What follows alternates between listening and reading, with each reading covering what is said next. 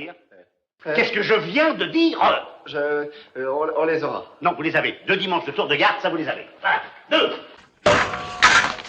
Tenez, regardez, si on rajoute 0,05, ça donnera... Ça donnera... Votre place, c'est ça votre place? C'est tout ça cochon, c'est de porcherie.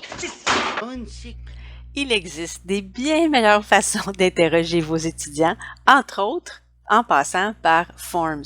Je me présente Chloé Dufour, conseillère pédagogique, et aujourd'hui, je vous présente comment utiliser Forms à travers l'application Teams. Aujourd'hui, je vais vous faire un survol rapide des 4 options d'intégration dans 4 tutoriels différents et je vais quand même faire un retour sur l'interface de Forms et les paramètres qui sont essentiels de bien distinguer pour bien faire l'intégration et éviter certaines erreurs une fois que vous partagerez vos Forms. Juste en guise d'introduction, Forms, c'est vraiment une application qui est légère et simple. Elle est hébergée uniquement en ligne. Il n'y a pas d'équivalent local sur votre ordinateur. Et on peut créer des questionnaires, que ce soit pour vraiment valider l'état connaître l'état des connaissances des étudiants, soutenir l'apprentissage, autant que faire l'évaluation. Alors, c'est beaucoup plus que pour faire des vrais ou faux. Et je vous encourage fortement à visionner une vidéo que je vous partage dans cette présentation que je vais vous partager, qui explique bien les différents exemples d'utilisation et vous inspirer aux besoins.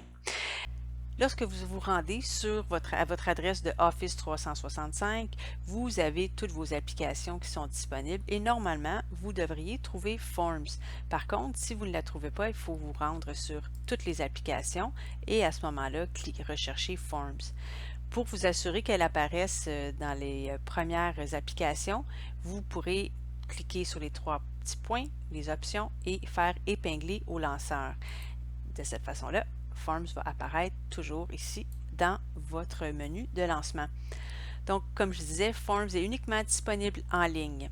Quand vous arrivez, vous avez votre bibliothèque de questionnaires et il n'y a pas de moyen de classer vos questionnaires. On ne peut pas les mettre dans des dossiers, par exemple. Alors, tous vos questionnaires vont s'afficher ainsi comme une bibliothèque. Ensuite, vous avez les différentes options pour débuter un questionnaire, formulaire étant un sondage, donc il n'y a pas possibilité de mettre des points, et questionnaire, vraiment, on peut mettre des points.